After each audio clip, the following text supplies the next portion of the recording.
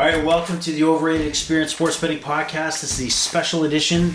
We're going to call it the six-pack review, and the review is the Toronto Maple Leaf season. The season has ended tonight in a disgusting fashion, and we thought, well, what best than sit around after a few beers and discuss the lay of the land when it comes to the Toronto Maple Leafs, not only tonight, but where the Leafs need to go.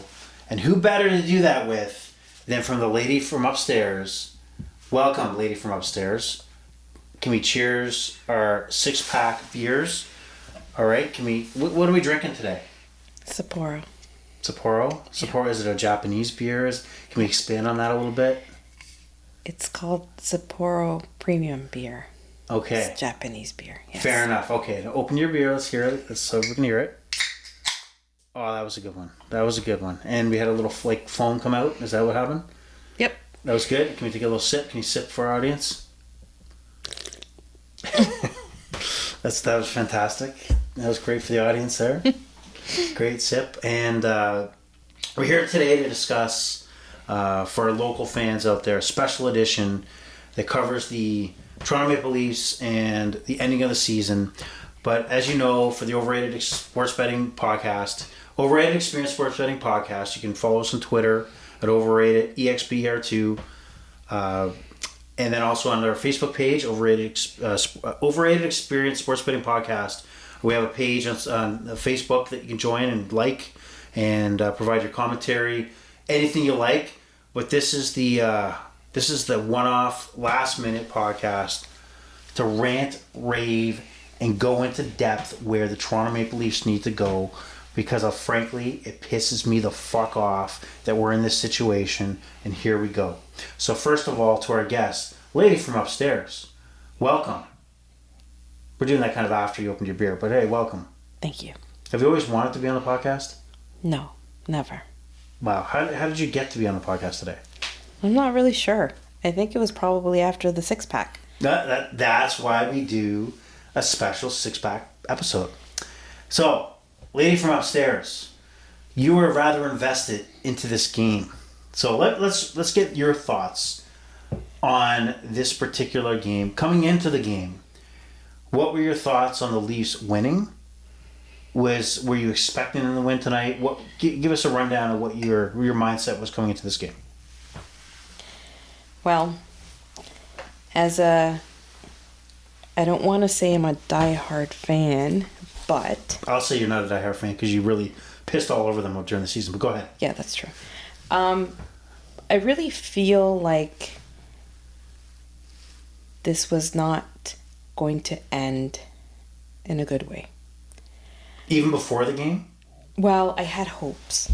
Okay. I really had hopes that they would.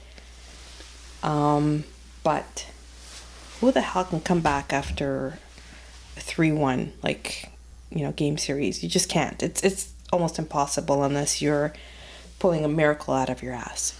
So did you feel it was going to end tonight, or did you feel at least they were going to win tonight and go back to Florida? I thought that they were going to win tonight. I really did. I felt like the game was theirs.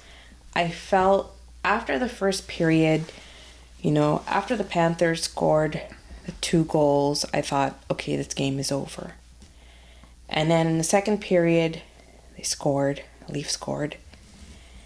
And then we just had a whole bunch of different things happening in the game. For one, the goal that was waved off. Is that what you say? Waved off, yes. You can tell we have the top guests from TSN Sportsnet here in the Overrated Experience Bullpen podcast area. Anyway, it was a goal that was never counted. Yes, whatever. And after reviewed, exactly. It was concluded that there was no evidence that the puck crossed the line. I'd like to point out as well that I went on Facebook to read some posts of just other people on my friend list. And I actually saw excuse me. Just burp, this is a late night six-pack podcast, and how dare you sully the Overrated experience by having a burp on the podcast. Anywho, continue. Listen, I want people to believe what I'm saying, okay? Well, I'm pretty sure that when you're going off on a, kind of a burpee rage, they believe it. Anywho, I read some posts, and I actually read an interesting post from a Habs fan. Okay. Someone who hates the Leafs. First of all, I just want to pause and say fuck off, Hab fans. But by the way, continue. Go ahead. Yes. And it was interesting that he actually disagreed with the call. He actually felt like that puck had gone in. So for a diehard Habs fan to disagree tells me a lot. I disagreed with it. I totally disagreed with the call. I felt like the game was theirs. I felt like they could have won had that goal been counted. And I think it would have ended in a 3-1 final. But so you think the Leafs would have won 3-1? Even though that goal would have tied it 2-2? Okay, whatever. Sorry. All right, Matt. You know what? You had such a good run of thought on that. Can we delete that, no, please? It was rather impressive until the math came out. And then it just went off the rails. So our guest here, the lady from upstairs, feels that the game would have ended 3-1 if Morgan Riley's goal would have counted, even though the rest of the world would have thought it was 2-2. So FYI. So I'm going to catch up to you, okay? I'm going to give my thoughts. I'm going to give you my opinions leading up to the second period or leading up to Morgan Riley's goal. And then we'll go from there. So my first period breakdown, and I looked at this pretty in depth. I really looked at this as potentially, obviously, potentially it is and obviously was the last game of the Leafs 2023 season. What stood out to me in the first period was the Leafs did not capitalize on 2 power plays that they had. And throughout, when you look at the build of this team, the whole concept of this team is to overpower teams, especially on the power play, and they've failed to do that. And they did not show up tonight. They didn't show up earlier in the series. They did not dominate. There was nothing unique about this team that made them better than every other NHL team, and their power play should make them stand up. They should know when the Panthers hook, clutch, grab, whatever, they go to the box, they should know they're probably going 1 down, 2 down, and right now I never got the feeling that the Panthers were really intimidated by the thought of the Leafs going to the power play. And that, to me, is a big sign that we need to look at later on. So 0 for 2 on the power play where the Leafs could have really established pretty much a game where they were ahead and led. Instead, they're down 2-0. Again, another note that stood out to me is William Nylander, who I believe out of the core 4 was their best player. And every time Nylander gets thrown into the core 4, it really pisses me the fuck off because this guy makes $6 million and change. While Tavares, Marner, Matthews are 11, 10, or 11, whatever. They make up the chunk of the salary cap. And Nylander gets thrown in there. But he actually, and we'll talk about him a little later on, he made an impact. But he's not on the number 1 power play. I'm not too sure why Sheldon Keefe did not adjust as the series went on and put Nylander with Matthews and Marner and maybe moved O'Reilly to the second unit. And it didn't make sense, and I don't think the adjustment was there. That should have been there. Can't finish, whether it be the power play or whether not be the power play. The Leafs could not put her home. And this team is built to score. If they can't score, they're dead. They're not going to out clutch and grab you. They're not going to out. That is their reason for being. They score goals. They overpower teams. They win 5-4. They win 7-5. And if they can't do that, they're dead. And that's exactly what happened tonight, at least in the first period. Again, this is not even a pro Leaf moment. But let me ask, as a general fan, what's your understanding if I high stick you in the face and you have blood? Is that a 2-minute penalty or a 4-minute penalty? That's a 4-minute penalty, okay, sir. Well, thank you very much. However, Michael Bunting got high sticked in the previous game and had blood drawn. Florida only got a 2-minute penalty. And tonight, there was a high stick as well where the Leafs received a 2-minute penalty and there was blood. So I'm trying to understand, and this is a running theme to me, about the NHL understand how you as a fan can follow along and figure out exactly what that call is going to be, because all year, for 5 fucking months, every time there was blood, look at my tooth, put your lip down, there's blood. It's been at least 4 minutes, and for some reason that went off the rails in the playoffs. I don't understand. So the Leafs are down 2-0 heading into the second period. As I try to catch up from the lady upstairs, as the second period started, looked like Sheldon Keefe had shook up the lines just slightly. Nylander, I did notice with Matthews. That didn't stick around a lot, but he was, at least with... It looked like he was juggling the lines a lot. And then we got to the Riley goal where Riley looked like... Sorry, you're staring at me. What's going on? I don't recognize the name Matthews. You don't... What? Okay, we'll get back to that. And why you say that. So right now, finally... you just messed me up. Now I lost my train of thought. Thanks a lot. Drink another beer. Have another sip. No, I'm going to have a sip of my beer. So Morgan Riley, you can tell, he almost had like that moment where he had that cold sweat and that flashback where what worked against Tampa Bay? Oh, let me go to the blue line and put the puck on net. And guess what? He did that. Bounces off a Florida defender's leg. We got a 2-1 hockey game. And too much of this garbage, and on the power play where the Leafs are going around and can't get a shot on net. That shows you how the Leafs have been successful throughout the playoffs. Get in the puck on net, see what happens. And now we get to the... And I'm going to go off on this one. Just want to let you know. And then I'll let you back in. Do you mind if I continue? Lady from upstairs? Please, go ahead. Okay. I'm just wondering why Sportsnet hasn't hired you. You know what? I don't know either. Maybe they can't afford me. Anywho, so we get to the point where Riley crashes the net. He believes he scored. The whistle goes. We got confusion. Linesmen, referees together. They can't tell if it's goal or not. They go to the review. It goes for a lengthy period of time. And as the review is going on, I am going off a lot. And it's really pissing me off because the fact that the goal or non-goal is going to be determined by Bobrovsky is covering the puck with his pad, and we cannot see the goddamn puck. All right? And then add in, we can't see where the puck is compared to when the whistle blew. How stupid is this in 2023? If anybody watches European soccer, you can see as soon as there's any question about a ball crossing the line, there is an actual... the technology exists where it shows the ball, it shows the goddamn line, it can tell you exactly where the goddamn ball is, and you can determine, it doesn't matter if the goalkeeper has a hand over the ball or a body part over the ball. It does not matter. The technology exists to tell where exactly the puck should be to make that call as easy as possible with no questioning. Because the fact is that it turned out to be no goal, and what I'm hearing multiple reports out of the NHL that either the referee blew his whistle, or somehow Morgan Riley on a second attempt hit the goaltender's pad, Bobrovsky's pad, which would have killed the play anyway, or they could not locate the puck. It's all bullshit. The NHL is showing lack of integrity, a lack of investment in the right technology.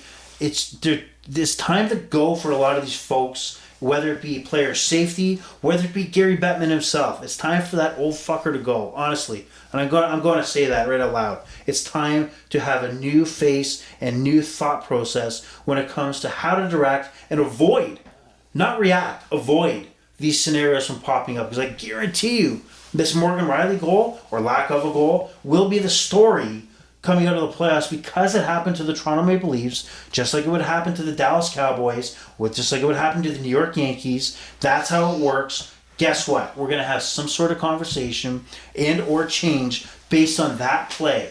So NHL, screw you for not having that safeguard already in place. Now I'm right up to where not the lady from upstairs, under Jessica's, the lady from upstairs, and you made a comment. Yes. And you said, I don't know who Matthews is. Why did you say that? Matthews didn't show up in the playoffs at all. He's just a regular season player, in my view. He got drafted, or he started in the Leafs in 2016, correct?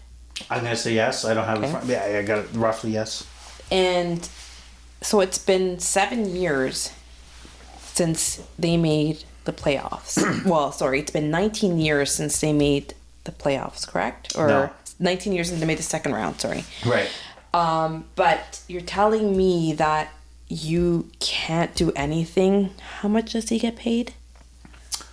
Probably lots of millions of dollars, right? And you still can't produce. Like, I didn't hear Matthew's name really being significant to anything within the playoff series. So, very disappointed in that. How disappointed are you from a scale of 1 to 10? 11. 11. Wow. That's very disappointing. All right. So we have the Morgan Riley disputed situation. Now I burped. Thanks a lot. You passed the trend on. So we head to the third period. Leafs season on the line. The Toronto Maple Leafs. Sorry, I'm gonna throw this in here too. Is at this point, as the second period is about to end, the Leafs are pretty much controlling the flow of the game. Florida's not really got much going on. I really didn't see much from Barkov. I didn't see much from Tkachuk. I didn't see a lot going on for the Florida Panthers at all. All right, and but what was standing out to me, and it was evident even in late in the second, early in the third, is the Leafs were playing with fire on a lot of the turnovers and giveaways, mostly in their own zone, which was a recipe for disaster. So we'll see how that plays out heading into the third period. So, lady from upstairs, Leafs are down 2-1. What was your mindset going into the third period?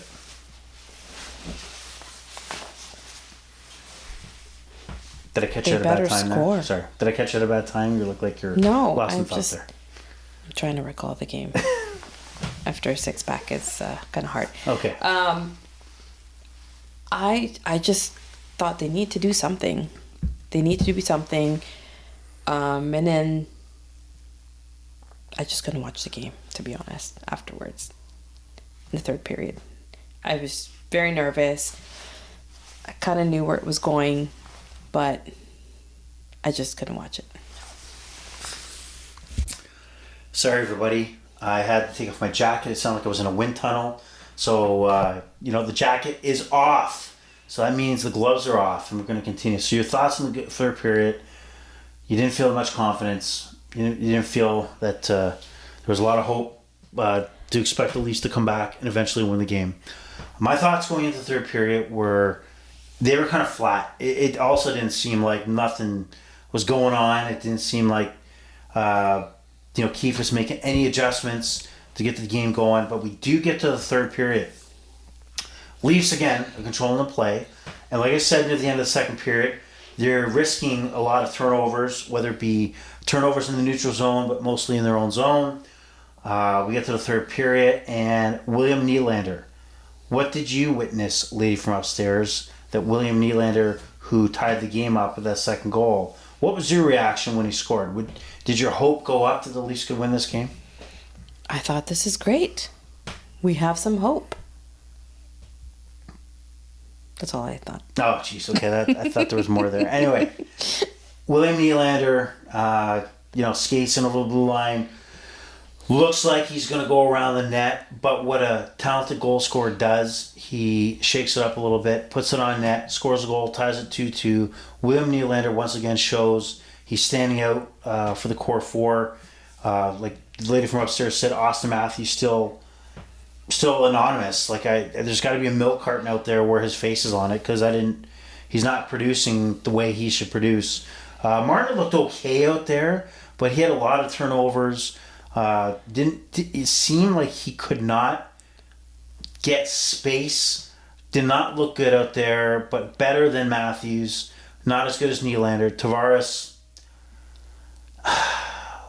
Maybe I was going to go into this afterwards, but I was pro John Tavares when they signed him. So let's not get wrong. That he was supposed to be that icing on the cake to get them over the hump to move on and make a run in the playoffs. But it's like they bought and invested in. I'm trying to think of a technology that soon became out. Okay, here it is. So a few years back, there was many car sharing services out there that seemed to be like invested in, popular, but then bam, Uber came along where, shit, I don't need to rent a car, I'll just hop in an Uber. That's what John Tavares is. He's that technology that just expired its worthiness, and it seems like the game has surpassed him to be a guy that you're paying $10+ million to and taking that much space up in the cap. Did you notice John Tavares out there at all, the captain? Sorry, who is John Tavares too? Right. Is that sarcastic? You being sarcastic? Of course. Okay. All right. So, exactly. So, it's nowhere to be found. And, they go in. Nylander scores 2-2. I know that it was tough to watch between when Nylander scored in the third period. How would you say your emotions were at that point? Nervous. Just very nervous. Could you watch the game? No. I decided not to watch the game. I decided to just hear it, but not watch it. Okay. But I knew that the inevitable was coming. And then when one of the players, I don't know who it was, just fell to the ice. Okay, we're not to overtime yet. We're in third period. We're in third period. Yeah. Okay. Just calm down. Okay. So third period before we get to overtime. Third period, yeah. So you felt you didn't have confidence the Leafs could win? No. You were nervous? I was nervous throughout the whole game. Okay. Mostly the third period because, like I said, I think I felt like the game was theirs, but there was just so many things that happened in the game that I felt were kind of threw them off a little bit. But at the same time, did I have, was I super positive that they were going to win? Not really. I think it was just more like a bit of hope that they would. Okay. I would say that when Nylander scored, I thought, you know what? There's a good shot that they're going to win before this game goes to overtime. Obviously, it didn't go to overtime. It did go to overtime, and we're now talking about overtime. And the Leafs carried the play for the most part. They had a couple good chances. They had momentum coming into the overtime. In fact, they're the more talented team, and that's a fact. I'm sorry that they're the more talented team. And then, I don't even know who the two forwards were that fell on their ass in the offensive zone. And soon as those two Leaf forwards fell down, and we seen an odd man rush, 3-2, 3 Florida Panthers against 2 defensemen. I don't know if you heard what I said. Do you recall when I said, "Oh, they're in trouble now. This is not going to be this. They're going to be in trouble." Yeah, I remember you said that, and I remember at that point I stood up and I walked away because I knew it was going to happen.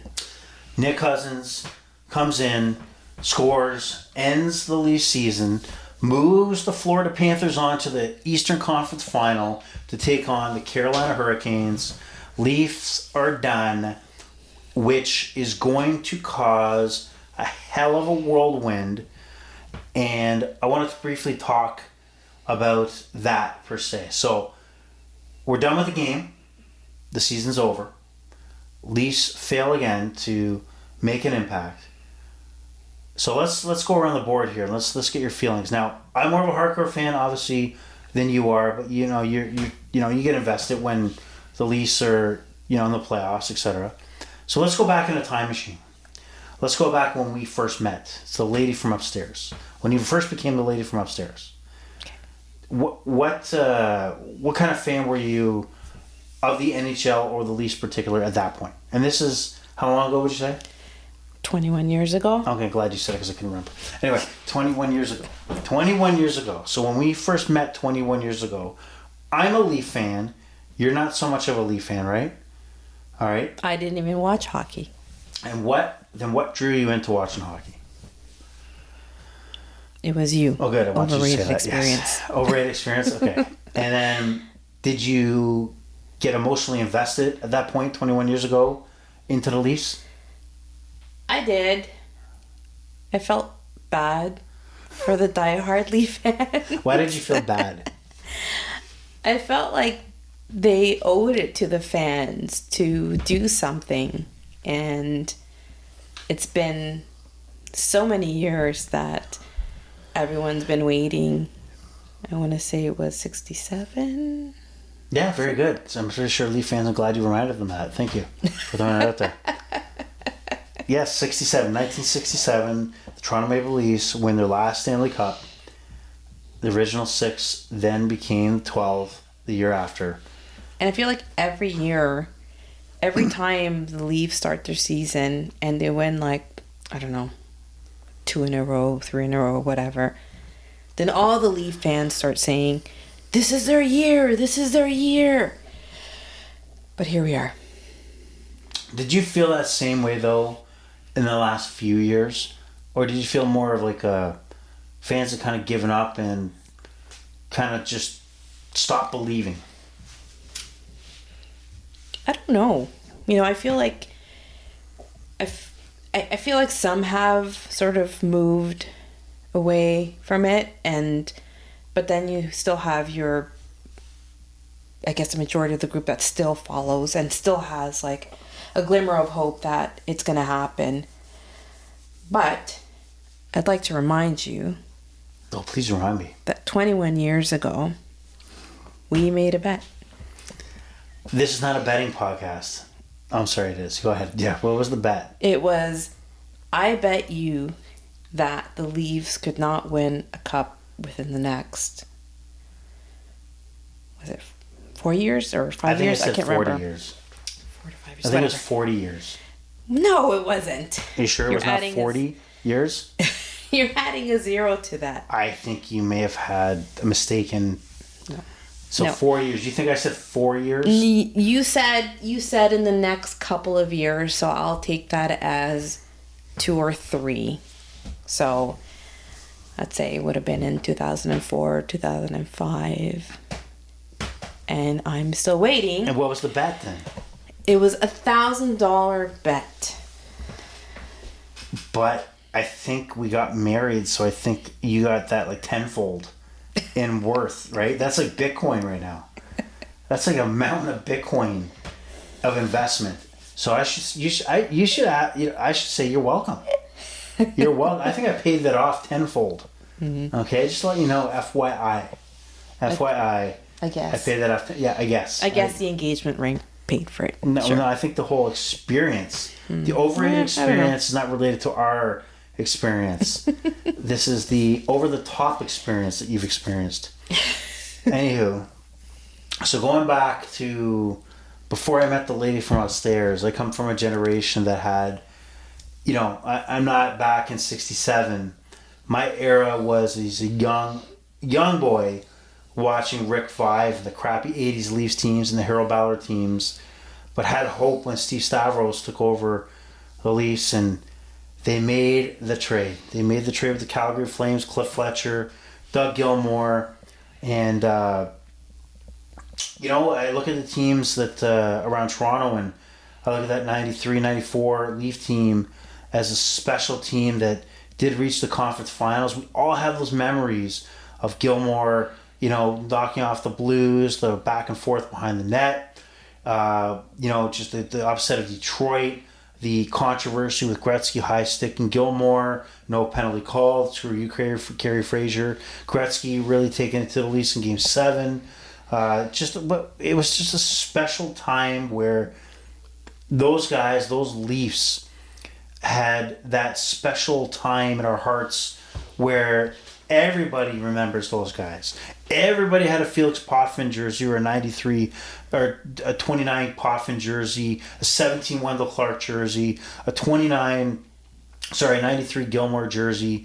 And you remember at that time you had Glenn Anderson, Dave Anderchuk, a lot of guys there that just resonated with the fans. It was a great run. We had the Matt Sundin era where, a couple conference finals, heartbreaks there, but at least it was conference finals. And then we get to the dark period, and then we get Shanahan, Kyle Dubas coming in, or not even at the time. Brendan Shanahan brings Lou Lamoriello. Kyle Dubas is in there somewhere. and they start to tear down the scorched earth. Mike Babcock, Mitch Marner taken, early in the draft as a pillar to start off, and luckily, Austin Matthews taken first overall by the Toronto Maple Leafs. Things are turning around. Hope. And this is already when they have William Nylander. So the hope, this team is different. This team is absolutely different because the team that we looked like we were building was a shipwreck powerhouse that was supposed to at least push the limits to achieve that Stanley Cup dream. All right, and time goes on. 2 losses to Boston. Can't get by Columbus in a playing around during the COVID year. Can't get by Tampa Bay. And then, squeak past Tampa Bay. Great, that's great and all. But then just get absolutely annihilated by the Florida Panthers with the exception of one game. So where do things stand today? Where does this team have to go today? And this is really where the six-pack special podcast is coming into play. So the thoughts that I have right now was, unless they did make this miraculous comeback, changes need to be made. People out there, please, let's be realistic. What is Austin Matthews? Austin Matthews is a Hart Trophy winner. He's a Rocket Richard winner. But what is he really that is showing that he's going to take us to where we want to go, and that is to, eliminate the 1967 curse. That's the last time we won a Stanley Cup. Do you really believe that as they go into the summer and the opportunity to talk extension with Austin Matthews, that you would be running to the table to talk to him about, here's 12, 13, 14 million dollars to stick around Toronto? Who gives a fuck about 82 regular season games if you can't count or have any glimmer of hope that he's going to perform in the playoffs? So that's a question I have.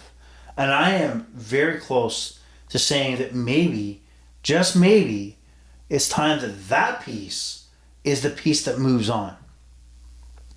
What about Mitch Marner? Well, Mitch Marner, he's the first guy talking to the media. And really right now I'm getting tired of this whole, we don't give a shit what you say, attitude. That's great and all, I get it, that you want to stick up for the boys in the locker room. But at the end of the day, I mean, you're taking all the fruits of being a Toronto Maple Leafs. So yeah, maybe you should care a little bit to accommodate the fans when you're talking about how the team is doing, and not give such a snippy attitude that it's like you don't need to hear what's coming back. So let me ask the lady from upstairs, what are your thoughts when you watch these games and you just talked about Austin Matthews not performing, but don't you notice every second commercial seems to have him in it? Yeah. What are your thoughts when you see that?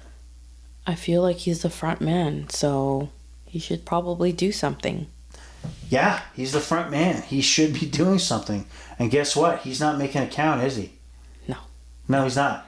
Not at all. Not at all. And it's nothing personal. This is nothing that if Austin Matthews was sitting right beside me, that I would insult him by really going off on his performance. But let's call it out what it is. He's not performing. And you have to decide going forward, maybe you don't tear this team down. Maybe you shift the deck chairs. But you got to decide, as Austin Matthews, that he's going into one more year left on his contract. And I think you really seriously got to consider moving him. And then think about the management team. Kyle Dubas and Brendan Shanahan. I think, to be honest, Kyle Dubas, he gets fired tomorrow, he's hired somewhere else within a week. There's no question that that's the case. But he put all his chips in the middle by inflating the cap to a small number of players, having a few seasons go by where he thought that this team was going to have enough to make a run, and he lost. He simply lost. and it's time to maybe move on to a different decision maker, and maybe that even includes Brendan Shanahan handing in his resignation, and maybe it should already be there. Maybe we shouldn't even wake up tomorrow. It should already be there. Kyle Dubas should probably just walk away and say, here's my resignation. It's time to go. All right? Sheldon Keefe, he's got to go too. It's done. And what I fear is going to happen is that the Leaf fans are going to think William Nylander's the first guy to go. You'd be a complete moron to think that he's not the guy you would keep. All right? So you have William Nylander you keep. Mitch Marner is an iffy. I would not take a phone call on Mitch Marner. I would also look at, Wall has got to be your goaltender. Right? You start him for the last 2 games. You got to see what he's got. Murray, goaltender. Again, that bad Dubas. Murray was the guy who was expected to be in the net during the playoffs. Let's not kid ourselves. That was Dubas's plan. Forget about Samsonov being the $1 million a year for 1 year. His plan was for Murray to be that number 1 goaltender, even though he is injury prone. And guess what? He wasn't playing due to injury, and he's backing up because he was injured and coming back. So Kyle Dubas put his chips in the middle. It's time to go. It's time to end it, and he should have gone tomorrow. Tomorrow. Any thoughts on where you think the Leafs should go? Lady from upstairs? I agree with what you just said. What did I just say? You said, jeez. Brendan Shanahan should go. Mm-hmm. Keefe should go. Yeah. And they should keep Nylander. You know what's funny is you forgot about Kyle Dubas, which matches your husband's name. Anyway. I don't even think about him, but yeah, he should be gone. Okay. Totally. The clock's run out, and it's not like you live in a hard cap situation where you have no choice. You can't just keep adding free agents. You have to shift and move assets to cover the cap. So right now, I'm absolutely pissed off on the performance that the Toronto Maple Leafs have provided here today. I'm pissed off at the performance that the Toronto Maple Leafs have provided throughout the whole playoffs. They got through Tampa Bay, fantastic, great deal. But if any of you thought the intentions of this team was to get through one round, I don't know where your head's at. Because this team is meant to go and make a run, okay? And they didn't do it. They failed. So it's time to make change, and make change now. I don't need a 6-pack to tell me that's the right decision.